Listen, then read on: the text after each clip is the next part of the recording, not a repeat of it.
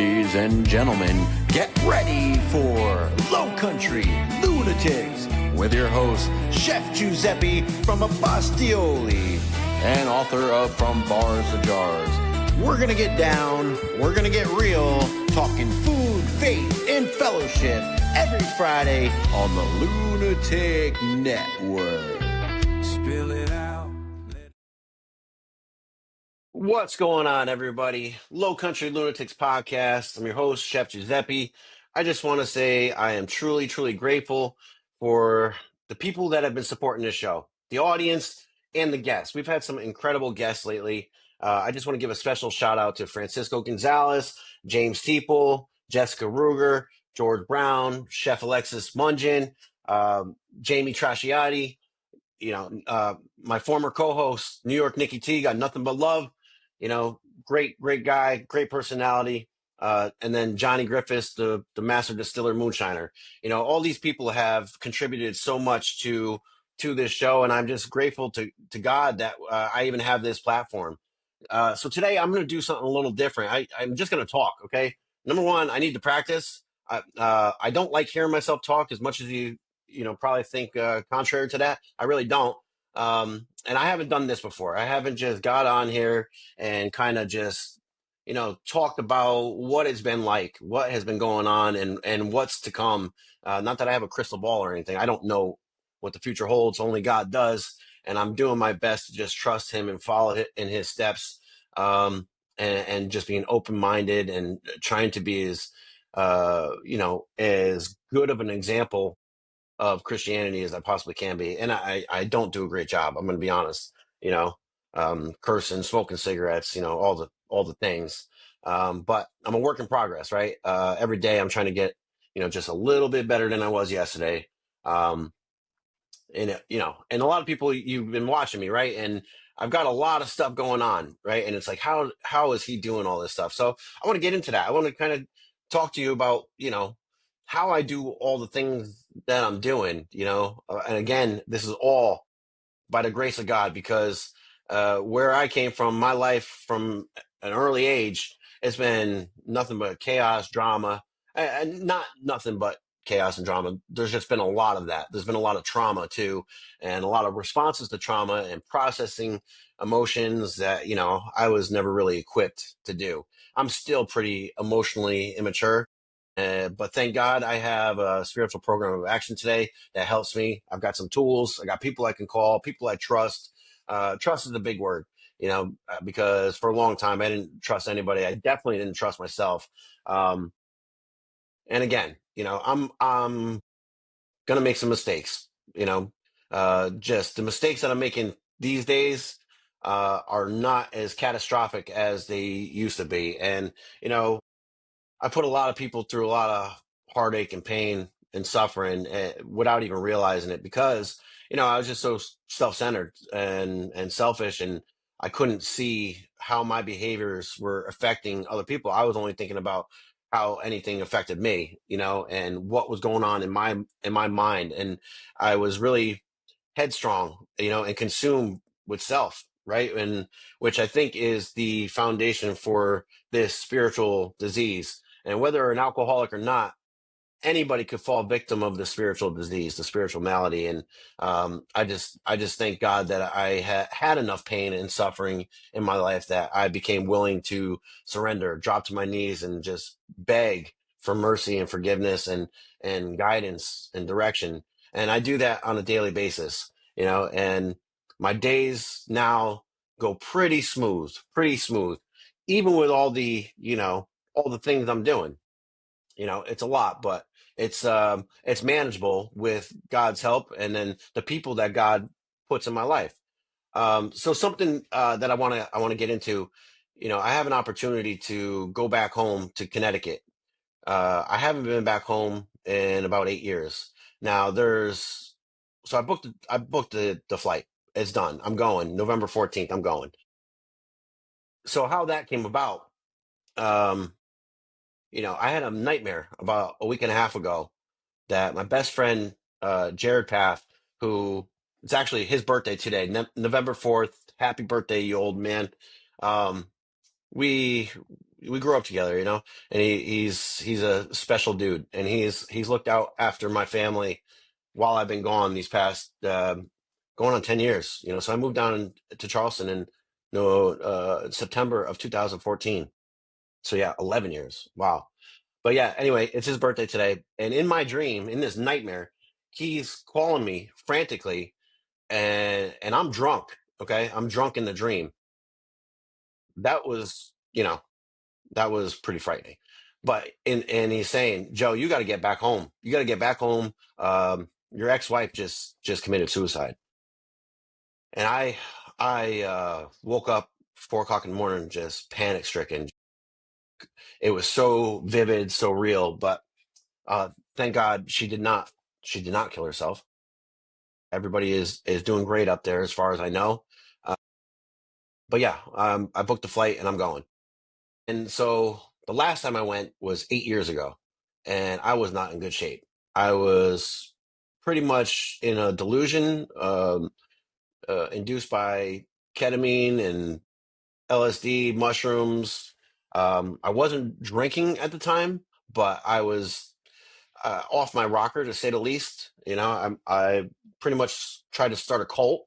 Um, and just living this just crazy, crazy life. At the time, I had this band called Radical Sundance that lasted about 10 minutes. And I went up there, you know, I guess with good intentions, but I couldn't see how I was behaving. Self can't see self. And the people I had around me were not the greatest influences, right? So anyway, I went back and, of course it was great to see them, but that wasn't the father that they needed. The guy that showed up there was not the father that they needed. And I hope, because of the work that I've done in this program, that this time when I do go up there, if I get the chance, if God sees fit, that I do get the chance to see them again and reunite with my kids who I haven't even spoke to on the phone in years. My son Joey, I talked to him maybe, I don't know, a year and a half ago, and it's just too long. And what haunts me is the day that I left left Connecticut. One of the last things that the kid said to me was, "It feels like you just died, Dad," when I told them that I was leaving. They were heartbroken. And at the time that I left, I didn't, again, I couldn't see the repercussions of my decisions. It was all about what I thought I needed, what I thought was best. It was like I was a unguided missile, just waiting to self-destruct. Um, so I left thinking it was the best for them, and best opportunity for me to make something of myself. And you know, here we are, 11 years later, and I still don't have it all together. Okay, I do have a lot of things though, a lot of blessings, a lot of gifts, and I've been, I'm heavily involved in these very positive movements, I guess you could say. Uh, but so I'm hoping that when I go back there in 2 weeks, that I get a chance to see them and they get a chance to see who I'm becoming. Who God has been refining me and conditioning me and shaping me to be. You know. Um, so yeah, it's heavy. It's really heavy. It's a lot to kind of process and consider. But in any event, even if I don't get to see them, um, that's not the main objective of going back up there. It's just, I want to spend time with my parents. I want to spend time with my brother. I've never met his kids. He's got two kids that are 8 and 6 years old, I think. So I've only seen them on FaceTime, maybe once or twice in the past 11. It's crazy. Actually, no, 8 years ago when I did go up there and I was a psychopath, Jason, my nephew, was an infant. He was born like, I don't know, maybe a month prior. So yeah, this is exciting to me. I'm also nervous. I'm not gonna lie. I'm nervous because it's like I have a lot to prove, but I'm trying not to put that pressure on me and just let it happen. Let what God's will be done. You know what I mean? Um, so and one of my trauma responses I'm coming to learn too has been um, getting involved with work. Just becoming a workaholic, which I think that's where I'm at right now. I have about 15 million projects going. Like I said, it's all positive.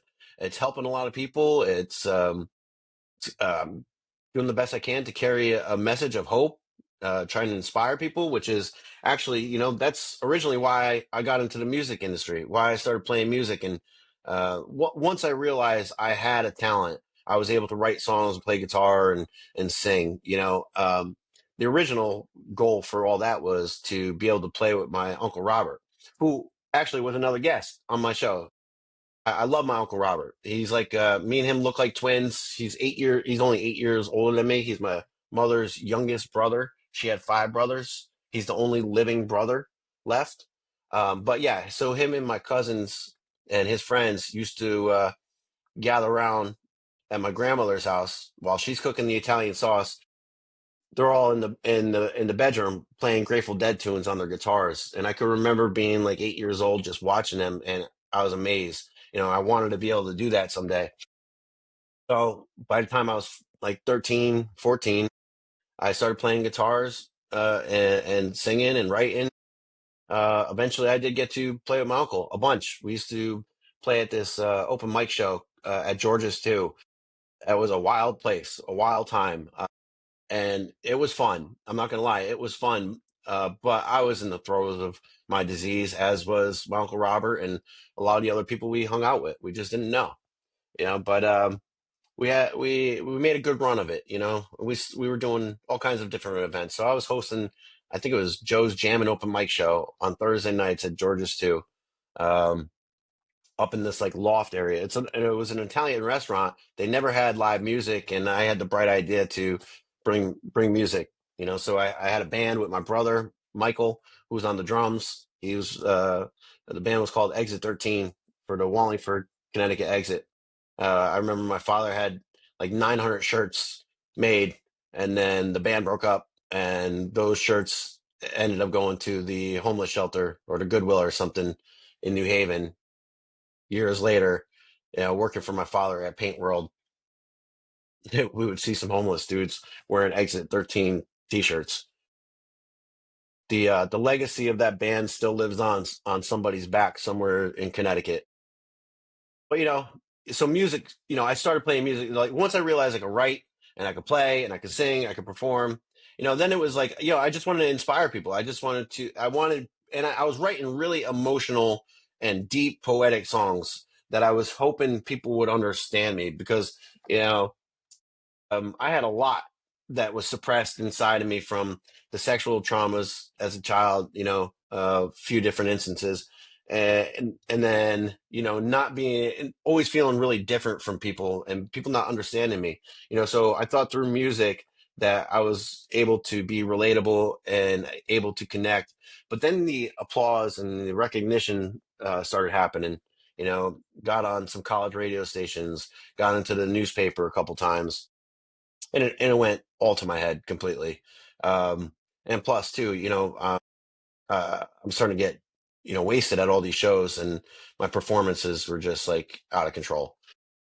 So anyway, that went on for a while, and then in 2019, after I moved down here and everything was in contention for a Grammy nomination, working with OB, Big OB session. What an incredible guy. He took me under his wing and he showed me all kinds of stuff, taught me all kinds of stuff. And so we put out an album called Side Effects, which was like it was 10 songs, all different styles, kind of melted together. It was a really fun project. A lot of good material on there, and the song Thunder was in contention for the Grammy nomination, Best New Rock Artist, and then Best Rock Performance because of the video that we shot. It was just that experience was priceless. But like I said, I was just all over the place, no rhyme or reason, chaotic, and so during the voting process of the Grammys that year, I got hit by a truck. I was rear-ended at a red light delivering some paint supplies. My father had graciously set me up, took a chance, and we started this Chucktown Paint automotive paint distribution company, like a mobile version of Paint World that he he owned for 20 something years. I worked with him and my brother, all my cousins, 28 different family members in that business working together. It was something to behold for sure. A lot of crazy things went down in there. I completely took advantage of being the oldest son of these boys in that business, and I slacked off. I didn't care. Some days I would show up and put my heart in, get frustrated and stop. I'd give up. Anytime anything ever got hard, I gave up and started something else. But that's changed. So these last 2 years, let me talk about that. Last 2 years. So I got out of jail for the last time. In that jail cell, hit my knees, surrendered to God. Nobody would even take my phone call. Nobody's bailing me out this time. And so I got out of there. Asked God to help, please, begged Him to help me, and I started going back to meetings. And another reason why this week is emotional. So I got baptized November 11th, 2024, at 11:11 in the morning. Right, I was a few months sober at that point. I came back to the rooms uh, March 5th, 2024. Yeah, so November 11th, I got baptized, and my dear friend, who's partially reason that I did come back and did get serious. Um, I knew I needed to listen to this man, Robert Baxter, saved my life a number of times. Well, so I got baptized November 11th, November 19th, which is coming up in few weeks, he passed away, massive heart attack, unexpected. And, you know, I got baptized by Pastor Leonard. He's a food manufacturer too. He saw me at the Piggly Wiggly on November 9th, the Ladson Piggly Wiggly. Me and Chef Raffy are doing a product demo, and Pastor Leonard is stocking shelves. I didn't know he was a pastor at this time. He's stocking shelves of his King's garlic butter seafood sauce, right? And he comes over to us and we start talking. He's like, "Hey man, I see you everywhere." Yeah, because my picture's on the windows of these Piggly Wigglies, which, by the way, was not my idea. I don't care what anybody tells you, that was not my idea. You could thank Dylan from the Otrano Piggly Wiggly for that. I think it was Dylan. Could have been one of the deli clerks. I don't remember. But anyway, it was their idea. No, actually, it was Joanne. Joanne, she does the tags at the Piggly Wiggly in Otrano. She's like, "You should put your face on the window." Anyway, I took her advice, and so I'm at the Lads and Piggly Wiggly doing this tasting. Pastor Leonard and I are talking, and we're talking about God. I'm openly talking about God at this point because I've reconnected with his spirituality. Now I'm not going back to church. I'm not. Um, I wasn't baptized, uh, but I'm doing some work in the program with my sponsor, and which is all about like spiritual growth, like just admitting that I'm powerless over alcohol. My life is unmanageable. Okay, that's step one. Step two, came to believe that a power greater than myself could restore me to sanity. Then step three, turn my will and my life over to the care of God as I understand them. Right, so I'm starting to develop this relationship. I'm practicing. I'm taking these suggestions on how to connect with a higher power because I've always believed in a higher power, but I didn't really trust that a higher power was going to help me. In my mind, my higher power, I was entitled to get away with everything because of what I went through as a kid, which was, totally wrong. So anyway, and then the moral inventory, um, I took a moral inventory.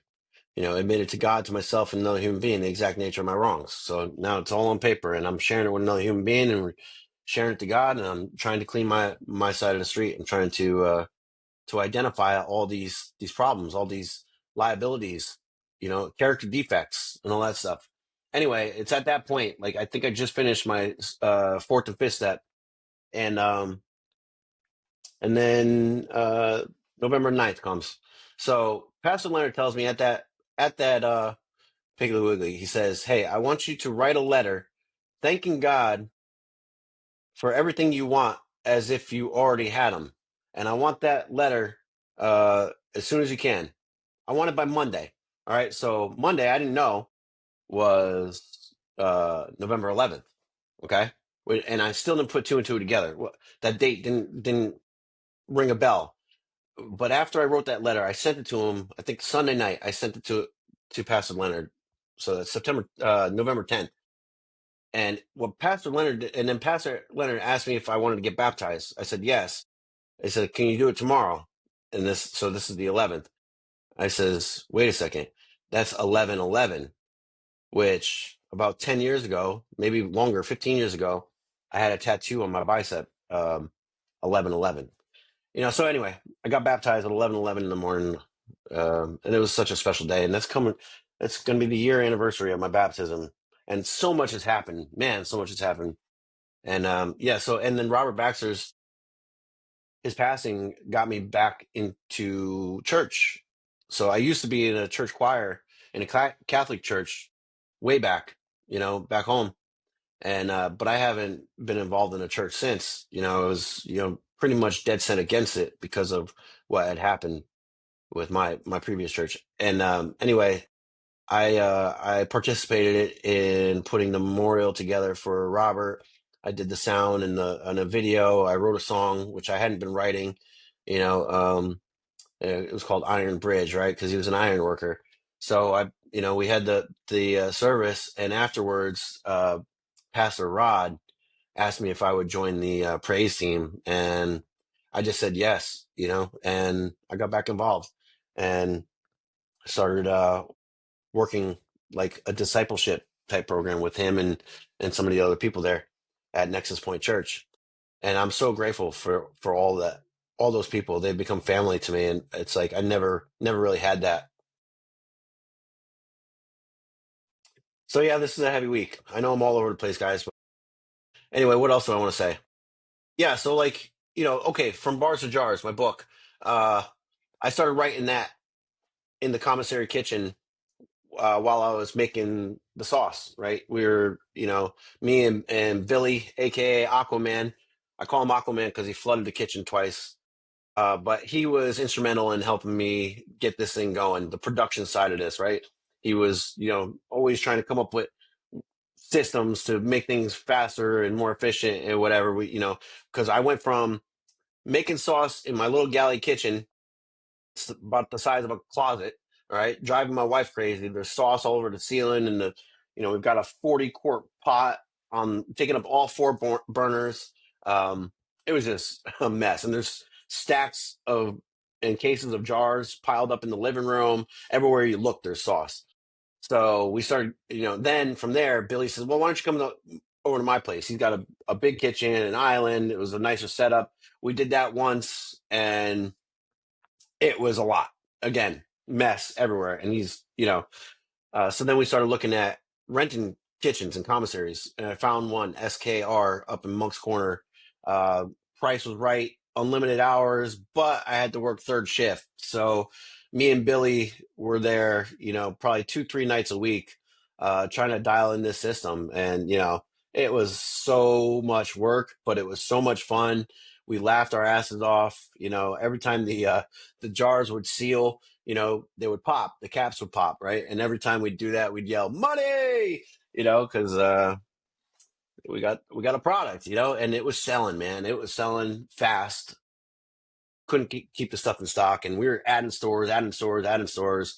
Ended up with 15 stores, 10 different products, which everybody told me not to do, but we made a big splash in a short period of time, 6 months actually, and we outgrew the production capacity, partially because we expanded the line so big.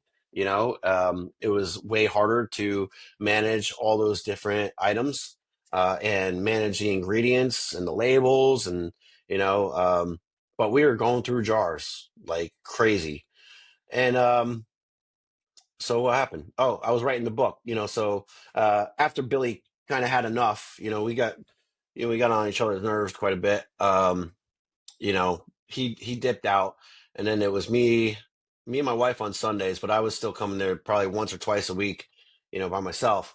And I started writing this book. And originally, I was going to write the book to kind of be like an instruction manual, like how to get a food product into market, and I'm starting to write how it all happened, and then it's like, you know what? Why don't I just go all the way back? Why don't I take it back to the beginning, like where my life kind of started, you know, with the music and everything.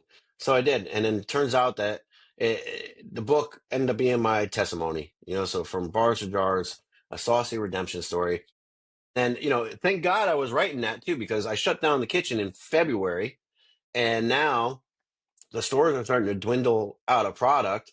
So by the end of March, I just, you know, said, I'm just going to go for it. I rush published the book, no editor. Miss Ann was trying to help me at the beginning, but you know, I needed to get this done like now. Things are never going fast enough for me, right? I want things now. But anyway, I did that, put the book out there, and started doing book signings and product demos at the same time, which proved to be extremely beneficial, and it kept the brand alive.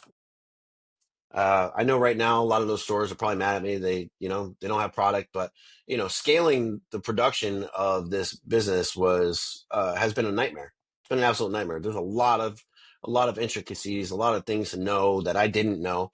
Um, which, by the way, I don't know shit. Okay, I don't do a lot of homework. I do enough to get in, and then I figure things out as I go. I mean, that's how my brain works. That's what I've always done, and you know, so as a result of doing that, you know, I think I was watching The Chosen one night. It was like 4 o'clock in the morning. I'm binge watching this series, and it was so inspiring. I felt so moved. I learned so much from that series, and here I am sitting on this book. I just published it, and I said, you know what, I'm gonna roll the dice. In the credits, I'm seeing all the different producers and the studios who worked on that project. So I went on LinkedIn and I started firing out the manuscript to every one of those people in that list, in that credits list, and you know, and just kind of chalked it up to okay, God, if this is what you want, here it is. You take it. I did that. Went about my business. I'm walking to the Piggly Wiggly in Oceano, which was the very first store I ever got for my first book signing over there. And while I'm walking there, because by the way, at this point, I don't have a car. The same day I got into LA Weekly, my car got repossessed. The car was a bad idea from the beginning. I knew it was going to happen eventually, especially once I stopped. You know, I shut down the kitchen. Now the income just went zoop. No more income, no more cash flow. So I knew it was just a matter of time. So yeah, my car got repossessed the same day I got into national headlines. But anyway, I'm walking to Piggly Wiggly to go do this book signing, and I get a message on LinkedIn from Angel Studios in response to that manuscript, and they said it was very powerful, very inspiring, and they're encouraging me to film a torch pilot. So I'm like, huh, okay. So now I got to start researching and seeing what it takes to make a pilot. So I'm hitting up producers, you know, and it's just incredible. It's just incredible. I'm truly blessed. So okay, so yeah, as I'm looking into producers now, I'm like, you know what? What do I want the show to be? You know, like because I'm getting asked all kinds of questions. And I had no idea. I had no idea really. You know, I just know I had this book. It's a true story. But how do you make a TV series out of it? And I don't know why, series just it was striking me, you know, well because of the Chosen and Yellowstone. I was watching Yellowstone at the same time, and those two shows are just, you know, I wanted to do something like that. I wanted to put something like that together. So I started writing a second book, From Bars to Jars, The Harvest. So, you know, because in order to scale the business, I'm looking into co-packers and all this other stuff, and it's frustrating, whatever. And I'm trying to look for other opportunities and different ideas on how to scale the production. And then I came up with the idea of building a farm. You know, so I started looking at properties with Chris Baxter, and me and him went to like 4 or 5 different properties. Found this one in Adams Run, Long Wing Plantation, just breathtaking, gorgeous scenery, like you know, like Yellowstone, and you could feel the spirit in the dirt and in the trees, and it was so well kept. It was nature at its finest. I could see I could see everything happening out on that land, growing the tomatoes, growing the basil, all the different spices and herbs, and having a facility where we have machines, we have people in recovery, veterans helping produce these products that now at this point the demand is crazy. I submitted our products to like 10 different major retail chains, and they all opened their doors. They're wide open. Like, come on.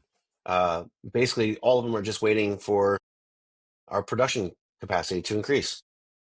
So I need a lot of hands on deck. I need a lot of equipment, a lot of experts, and I just started talking to a bunch of people that have been in the industry and the Department of Agriculture, Department of Commerce. Started picking their brains. And anyway, so within a pretty short period of time, I think it was like 3 or 4 months, I wrote about 22 chapters in this new fictional continuation of that first book. So, and it hasn't been published yet, and it's not done yet. I got about 100 pages left to write, but now what I'm doing, well, I can't tell you what I'm doing. I'm putting something together and talking to producers, like I said, and we're getting close, guys, for a major TV production to happen right here in Charleston, right there on that land, But there's a lot of moving parts, and we need a lot of money. So during this transition, while I'm putting all that together, I start the Apostoli luxury fragrance line, which is a complete left-hand turn, but it does fall in line with this omni omnidirectional marketing strategy that I'm putting together, a blue ocean strategy. And not to give away the secret sauce, but it's like, you know, I've become the brand, kind of by proxy, because I'm out there and doing what I'm doing. No advertising either with the sauce either. It's just been social media, guerrilla marketing and trial marketing, letting people try the stuff. And I would say 75% of the people that have tried the product at the tasting, they continue to buy it week after week. So again, so we need income. The books are selling, but it's not enough to make a living off of.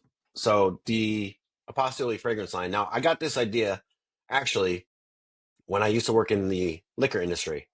I learned that during COVID, a lot of distilleries, okay, they started converting to hand sanitizer. They would make hand sanitizer because the ethanol that is used, okay, that comes out of the still, uh, is the main ingredient in hand sanitizer, but also in perfumes and fragrances. So I started messing around, when I was working at a distillery in Alabama, going back and forth from Charleston to Alabama, still all messed up. Again, my head was not all there, but I did do some experimentation with some different oils and flowers and stuff like that. I learned those processes, how to extract oils out of petals of flowers and some wood, and then mix it with the ethanol.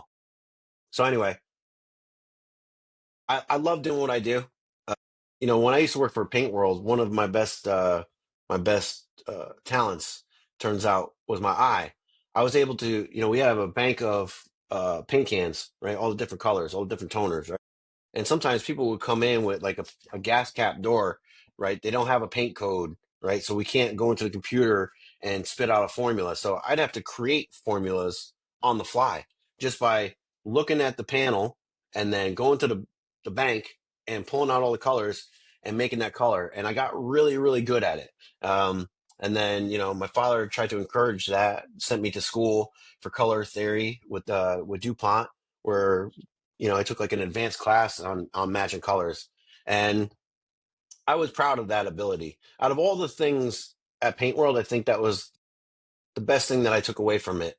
Um, I could have learned so much more about running a business, which I'm not great at. I'll be the first to admit it. I am not great, especially numbers and organizing and managing that kind of stuff. People, I don't manage people well. I like to just let people do them, do you, and I'll pick up the slack. If they're not good at something, I'll pick up the slack. I'll figure out whatever we're missing and I'll play that role. But it's getting to the point now that I can't do that. So I am actively, trying to sharpen my leadership skills and and reading a lot of books that help me do that. But I don't know. I know I've said a lot. I'm getting tired. This is 35 minutes. Like I said, I got to practice, talking because there's a good chance I'm going to be doing some, speeches and stuff like that. Universities, I've talked to a few hospitals, stuff like that. I just want to share my story, and I don't have classic training. I'm not polished in anything that I do. But I do have a unique ability to be able to see something and do it. Take the action and have faith that it's going to work out, and I'll figure it out as I go. I guess that's been my methodology, if that's even a word.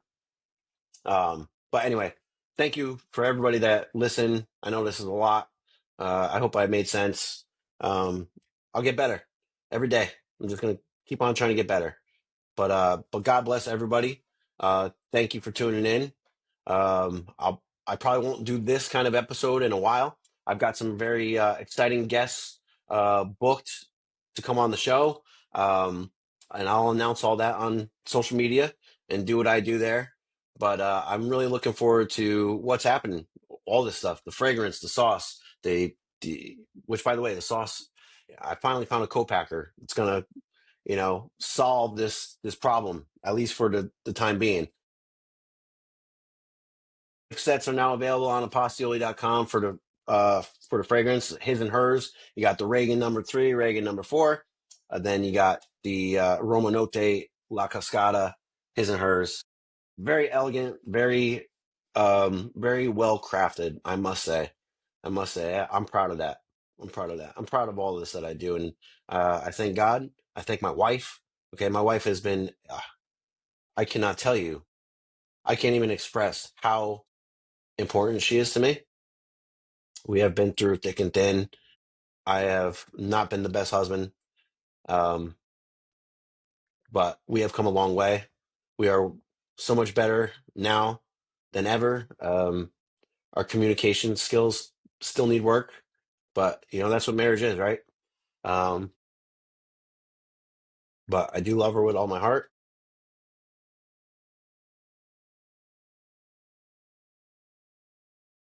Stay tuned.